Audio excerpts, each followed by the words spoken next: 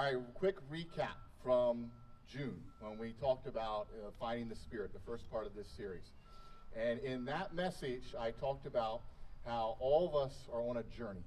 We're on a journey to find God in our life. And we talked about how the Spirit actually moves. Just like everything else in the natural world and God's world moves, we are also on a journey too to find that Spirit. And sometimes you can hear God really, clearly in your ear.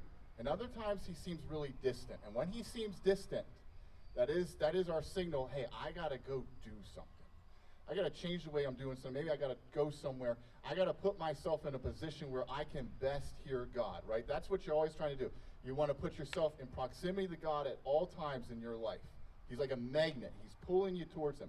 Think of it, I use the analogy of Moses. Moses had to travel to the top of a mountain to hear God. And then he had to walk all the way back down the mountain in order to bring the message to the people. And so all of us are on some sort of journey. It may not be physical, but it also could be intellectual, emotional, mental, whatever it is, a combination of all of those. But whatever it is, you're on a journey to put yourself in the closest proximity to God in your life so you can hear him very clearly. So today's theme is going to be where, the location. Where do I go? Because if I say, hey, you're going on a journey, the next question is going to be, could you please give me an address? Right? We want an address. Where do we find God in our life? Where's the best place? It'll be different for all of you, of course, but I'll give you some kind of general guidance in this, in my own opinion on where to find God. And of course, I'm going to tell you a story to start this off with, and my visual aid will be these beautiful doors back here, okay? Now, I've told you guys a lot in my messages to you. I often talk about the things I cannot do very well. So you guys know that I can't throw a ball, all right? I can't change the oil on a car, all right? I can't hunt, I can't fish, and another thing that I can't do very well is carpentry work, all right? In fact, I'm terrible at any type of woodworking or carpentry work in general. And I look at that right now. If you guys turn, you see that beautiful playhouse back there that Al and some of the very talented craftsmen at this church put together for the preschool. I look at that, and guys, I look on that playhouse back there with the same sense of amazement that I get when I watch the Apollo 11 moon landing. I'm like, are you serious? Humans are able to take building materials and assemble them into something that actually doesn't just fall apart when somebody stands on it or leans on it or sits on it, like my projects. But however, like all men, I feel sometimes I gotta be handy, and I try my hand at carpentry work. Witness these doors. See, the barn on the property, it needed new hayloft doors, okay? So I decided I was gonna try my hand at building some doors. And I got out the measuring tape, and I got out the hinges, and I got out the saw, and this is what I assembled, and I hung them on the barn, and that's about how they looked. That right there is about how those doors looked, okay? Now, I grant you, because I know we got like Jay's a master woodworker here. I believe my measuring was a bit off. Just a little, like an inch, maybe? A half an inch, right?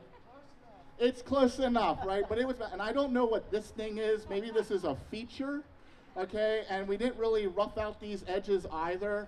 But hey, this is what I got. But I hung it up and I realized this isn't gonna work. Like, this is a mess, all right? And this is how it looked. So I waved the white flag of surrender, and we called in Jim Sparks, a professional contractor. I bet you some of you guys know Jim Sparks. He's a wonderful man, an excellent contractor, an excellent American craftsman. If you need work done, you should call Jim Sparks to do the work for you. Now, I thought that Jim Sparks would be able to take these doors and sort of, I was like, well, maybe he can just kind of wiggle it. I don't know, like just lean it a little closer, and it could be perfect, right? It'll work. And Jim came up, and he looked at these doors, and he was like, whoa. And I could tell that man felt physical pain, actual physical pain to look at this and acknowledge that a human male assembled that and put it up on the barn, okay? Jim Sparks felt physical pain. He's like, no. He's like, I'm gonna have to go back with my nephew and we'll build you some new doors. So he goes for a week with his nephew, and they come back a week later, and they bring these big, beautiful, perfect, that's the key word, perfect doors. All right, and he hangs it up, and he's so excited. He brings me out. He's like, Ross, you got to look at these. He's like, aren't these beautiful? He's like, look, and okay, guys, the guy is talented. They're perfect doors. They line up straight. The angles are perfect. They had weather stripping. What a beauty that weather stripping is. It does wonders to keep out rain, okay? These things were beautiful, sanded down real nice. They open easily, like these dragged on the floor. Perfect doors. I thought I'd be overjoyed when I looked at those doors. I thought I'd be so excited. But I looked at those perfect doors, and I did not feel that way. I was like, they're perfect, but they lack one thing. They lack one thing. And I looked over at these doors. They were thrown over the side, ready to go to the burn pit. And I looked at them and I thought, they're not right. They're a mess. They're not functional doors. Let's just get that out of the way. They are not functional. I understand that. But you know what they had? There was a spirit. There was a soul to their imperfection. They certainly weren't right, but I tried. I tried something that I could not do, and I tried to put together something, right? It didn't work out, but at least I tried. They had a spirit. Those doors, as much of a mess as they are, they got a spirit, there's a soul to them. And how often is that the case? That in your life, I bet you all have something, it might be a family heirloom, a furniture item, a piece of jewelry, a dress, a grandpa's hunting rifle, something that has been passed down over the generations in your life, and it's nicked and it's bruised. Maybe it's broken, it's torn, but you look at it and you could go to a factory and they would have a computer and a robot that would make it the same item perfect. But you don't do that, do you? You hold on to that old item that has the nicks and the bruises and the imperfections in it. Why? Because there's a spirit to it. It's got a soul to it. There's no spirit, there's no soul in perfection. Why is that? Why is that? Well, because God, our Creator, made a world that is imperfect, deliberately so. Ladies and gentlemen, God is in the imperfection of the world. That's how He wanted it to be. Look at these trees. Look at everything that is living around us, guys. If I took a microscope and I looked at the very molecular level of that tree, down to the very cells, I would find cells that are defective, that are imperfect. Do you know that all of us as humans, and this drives supermodels insane, are not symmetrical? The left side of your body, if maybe just by a few degrees, does not line up with the right side of your body. That's for all of us. God made you that way. You're one of your feet, and I bet you none of you know which foot is which, all right? Which one is bigger than the other, but one of your feet is bigger than the other foot. Every single one of you was made like that. You were built by God to be imperfect. Everything He built is imperfect. Everything He created and touched was built with imperfections in it. But here's the thing, as humans, do we like that? No, we look at imperfections, we look at that, and it's like Jim Sparks, right? We're like, oh, no, we got to make perfection here. That can't be. We got to get rid of that. I don't want that. I want it to be perfect. We got to get everything to line up, everything to be straight, everything to be perfect in our life. That's what we want. But here's the thing, guys. When we do that, when we strive for that, we'll never find God. We'll never find the Spirit. God is in the imperfections in life because God is in reality. Reality, the real world that God created, is imperfect. It's got problems. It's got mistakes. It's got confrontations. It's got issues. That's how He built it to be. That's how He created it. That's where He's at. See, God is in the real world. And so when you can finally say, you know what? I accept a life that is imperfect. And when I do that, when I say I accept a life that is imperfect, what I'm saying is I accept the real world. I accept reality for what it is. And when I accept reality, guess who I also accept? And guess who I will find? Spirit. You'll find God. God is present in the real world. And you're saying, well, I live in the real world. Why can't I always see Him? Why can't I always feel Him in my life? Because guess what? As humans, we do a really good job of trying to escape reality. Run away from the imperfections and the problem in our life. And it's not a unique or original problem to 2025. It's been going on since the very dawn of human civilization. Let's go all the way back to the first book of the Bible, Genesis, the very first page. And whether you see it just as a creation myth or a creation story, or you treat it as historical fact, the meaning is the same. Adam and Eve, they eat from the apple of the tree of knowledge. And when they do so, what happens? They look down at their naked bodies, and what are they? They're ashamed, they're scared. And we misread this story. What they're ashamed and scared of is because they just got self-awareness. They just became self-conscious about themselves. They say, oh my goodness, my left foot is bigger than my right foot. I'm imperfect. And instead of letting that guide them to God and keep them close to God, what did they do? They ran away. They ran away. They would not accept the reality. They had the knowledge now. They had done what God told them not to do. They had the knowledge, and they ran away from it. They ran away from the reality, and they ran and hid from God. And God was angry with them. Because one, they did what he told them not to do, and two, they were now hiding from him. The imperfections of themselves, they did not let that imperfection bring them to God. They did not accept the reality. Instead, they ran from it, and they hid. And he decided, you know what? For generations yet to be born, every child will face the same problem. All of us here, you and you and you and you and you, all of you will face the same problem. How do I accept an imperfect world? How do I accept the problems I face? How do I accept my reality so that I can get back to God? So that I can get back to be in proximity to God. Let's face it, guys, we do a really good job of trying to sort of escape everything, all the problems in our life. When faced with a problem, we do all these little escapist things in our heads. We think, I'm not going to deal with that problem. I don't want to deal with it. I'll go watch TV. I'll deal with that tomorrow. Or maybe we say, you deal with this problem. I don't want to deal with this issue. Hey, this is very imperfect. It looks like a mess. It looks like these doors. I don't want to deal with that. I'm going to step back. Right? We play little mental mind games. Maybe we say, you get that guy who's looking at a problem, instead of facing the problem in the present and saying, this is what I face right now, instead of accepting that, what do? Maybe we're nostalgic. You get that guy who says, oh, well, 10 years ago we didn't have these issues. Oh, things were great back then. Nostalgia. Nostalgia is an escapist tendency. Or you get that guy who only thinks in the future. All they think about is what could be. Instead of facing right here, right now, the reality I inhabit and the problem I face right now, all they think about is the future. And that too is an escapist tendency. God's not living in the future, and he's not living in the past. He lives right here, right now. He's present here. At 10 o'clock in the morning, he's here in the reality you are living through right now, as imperfect as it might be. There's lots of other things we do to try and not face reality, to get away from the problems in our life. I love this quote. It says that when the times get tough, the tough goes shopping.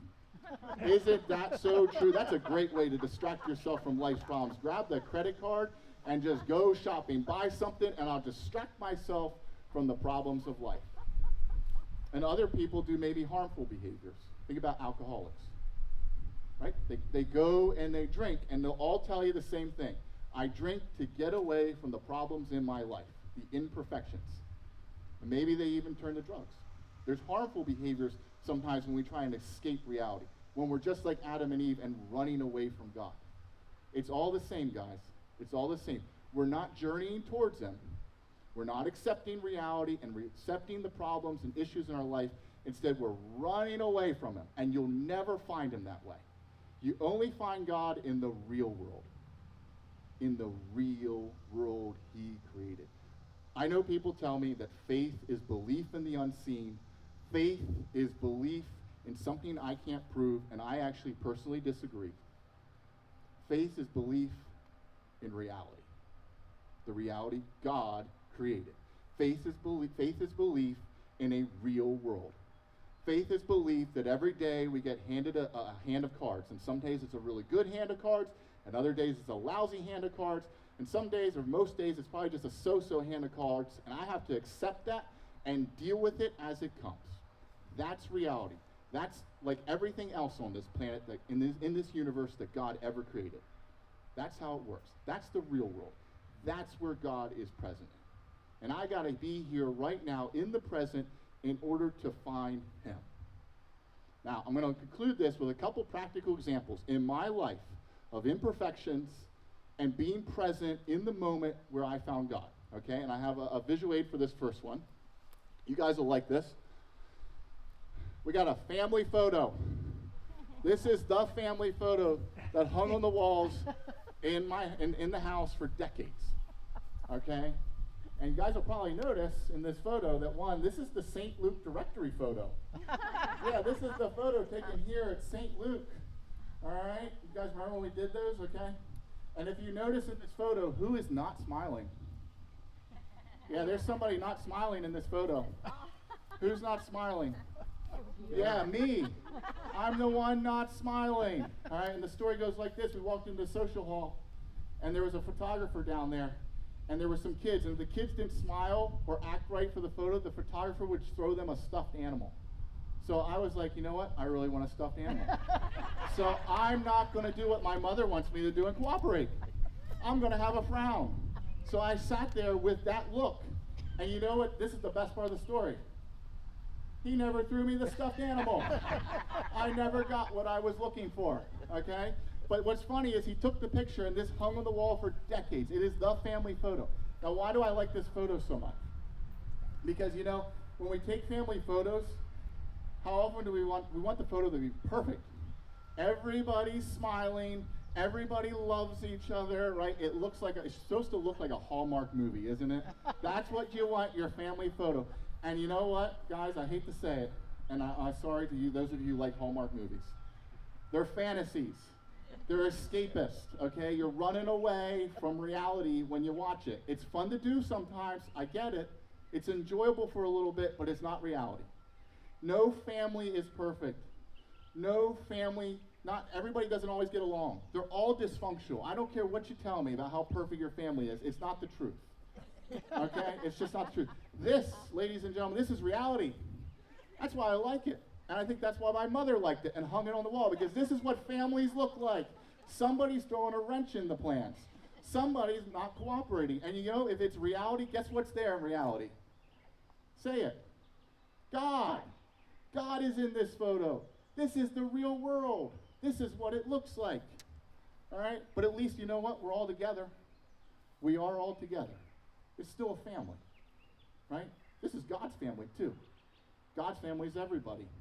Not everybody gets along. That's okay. All right, another one I got for you. All right, Tim videotapes the services now. All right, and I faithfully watch all the services. And I just want to say to all the speakers here at St. Luke, Sister Joy, and Jen and Terry, they do an excellent job. And it's just great speakers, and I love watching it on YouTube. And what's interesting is sometimes then I'll watch myself again too. And the camera in the sanctuary, it's like from above, so you can see the top of your head. And I have noticed when I watch myself from that angle, one time I was watching, I was like, there's a white patch up here. I'm like, there's this white patch. I'm like, what is that? I was like, is that the glare from the camera? I'm like, Tim, you need to improve your video, like the camera in the sanctuary. I was like, what is that? And then I run my hand. I'm like, I'm balding. I'm 37. I'm losing my hair. And it's glowing in the camera angle. All right? And I'm like, oh my goodness. And Amanda cuts my hair, and I always ask her when I'm getting my hair cut, I say, hey, do I still have a lot of hair up there? And it's beautiful. She says, you have more hair now than when I met you. What a bald-faced lie that is. But you know, I want to believe it. I want to believe it. But now I know the truth. Tim has shown me the reality that I face, which is I'm balding. All right? Now here's the problem. Then I watched Terry Robinson. Darla, Terry's a good-looking dude, okay? When he gets up there in that suit, okay, and he's got a nice head of hair, he looks like the Chanceford Township version of Tom Brokaw from NBC Nightly News, okay? He just looks good. He looks good on camera. And so I'm watching Terry in this message, and I want to listen to it. But the whole time I'm going, should I wear a suit? Would that make me look better? Like, oh, he doesn't sweat. Oh, my goodness. Like, he's got that nice hair. Should I get, like, those hair grafting techniques and grow hair on my forehead? Or maybe I should just go all, you know, Joel Persing on this thing and just shave it right off. I'll look like Mr. Clean, okay? And I get to the end of the message, of Terry, and he says, amen. And you know what I just realized? The whole time I was not facing reality, the whole time I was, fighting my imperfections, I never took the time to listen to that message. I never heard it. I never got the chance for spiritual growth. Because instead of being present in the moment and just saying, I am what I am, I'm losing my hair, it is what it is, I was focused on trying to fight it. I wasn't accepting it. I wasn't accepting reality. So I lost out on a chance to feel the message and feel the Spirit. Another one, the other night, and Tim knows the problem I'm going to be talking about, I took the dog for a walk. Took the dog for a walk. I had a beautiful German Shepherd named Jake. Took him out for a walk. And there's an issue at hand that Tim knows all about and is struggling with as well. And I was struggling with it. I got very angry. Instead of just saying, what it is, and let me just go out and walk this dog and enjoy this 30 minutes with this dog right now. This beautiful creature, which God's love is in that creature, and God's love is truly in a good dog. It'll love you even when you're angry at it. It puts its paw on your lap and licks your face. That's God's love. But you know what? I was so angry at the issue at hand, thinking about the future, thinking about the past, not being present. You know what I did? I got angry at the dog. I yelled at him. He ran after a rabbit, and that's not his fault. Dogs go after rabbits. I got angry at him. Guess who I got angry at, though? I got angry at God. I wouldn't accept reality. I wouldn't just say, life is about problems. Instead, I fought it. I wouldn't accept reality. I wouldn't be present in the moment. I got angry at that animal who all it wanted to do was give me love. And how often do you do that in your life? You go through life and you're angry about an issue. You come home from work and you're like, And there's people who love you who want to show you that love, and you push them away. You get grouchy with them. You're grumpy. You're moody. We've all done that. And when we do that, we're running away from God. We're running away from the Spirit. It's right there. The love is there, and we're walking away from it because we won't accept reality. We won't just be present in the moment. Say, bygones are bygones. That was the problem I dealt with 6 hours ago. I'm now just here in the moment to experience God's love. Final example. Many of you know Adeline, my daughter, spent about 2 weeks in the NICU at York Hospital. And during that 2 weeks, I would try and get in the evenings to go see her, okay? And when I would go in every night, obviously you're always worried about your kid in the NICU, and there's a lot of things going through your mind. Nobody wants to go to the hospital. And when you walk in, I would always do one thing. I'd stop at that little coffee shop on the first floor of the hospital, and I'd get a cup of coffee. And the guy who made the coffee was the same guy every night. And I never talked to him, but he would always, after he knew my order, he'd always every night make sure there was a cup of coffee on the counter for me.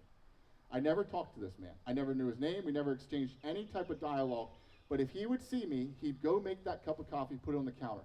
In fact, if he was on break and he saw me come in, he'd put down his phone and he'd go make me the cup of coffee. There were other people who could do it for him, but he always went and made me that cup of coffee. And of course, I wasn't really living in the moment too much. I was thinking about the future and the past and not accepting reality, so I never really stopped to thank the guy. On the last day when Adeline was discharged, I finally came to my senses. I was like, that guy for 2 weeks made me a cup of coffee. He was always here, and he was always making sure it was on the counter for me. I need to go up and thank him and give him a tip and at least know his name, right? And so on our way out the hospital, I glanced in to the coffee shop. And guys, understand, this man had been working there every day I was in the hospital. He was gone. He was gone. And I now believe that had I walked up to that guy, had been living in the present, accepting reality, if I walked up and said, hey, can I know your name and can I shake your hand? What do you believe? Maybe he would have said, I'm God. Right? I'm right here. I'm right here with you. I'm giving just a little thing, a cup of coffee to make you just one little pick me up in your life. I'm here, but because you're not accepting reality, because you're thinking about the future and the past and everything else, and you're not just living in the moment, living in the present, you're walking right past me. How often do you guys do this? How often do we all do this? How often are we walking through life and we want to believe that God is going to appear to us in a big ball of light and he's going to be wearing a really nice white robe and a big gray beard, really nice beard like Phil Conrad's? Phil, you got a nice beard. How often do we think that'll be God? But guys, guess what? That's probably a fantasy. You know what reality is? God could be anywhere. He could be anyone. How much you want to bet he was the guy behind the counter making you a cup of coffee every night and making sure it was there for you, and you never stopped to say, hi, thank you, could I talk to you? Because you weren't in the moment. You weren't in reality. We're playing mental mind games in our heads. We're not just here. It should give you goosebumps in your life, maybe how many times you've walked right past God and he was right there. The Spirit was right there. And once you come to your senses and the crisis is over, he moves on. He wasn't there anymore. He's moved on. And so, guys, my prayer for all of you is that as we go forward this month, start living in the present. Start accepting the reality you inhabit. Embrace the imperfections. Embrace something that looks like this in your life so you can find the Spirit. Because when you can accept reality, accept the real world with all of its imperfections and problems, when you can finally do that, as painful as those imperfections might be, guess who you'll see standing right in front of you? God. And if he's standing right in front of me, and I can reach out and feel his presence, what can I do now? And this is the segue into next month. I can talk to him. I can pray. Amen.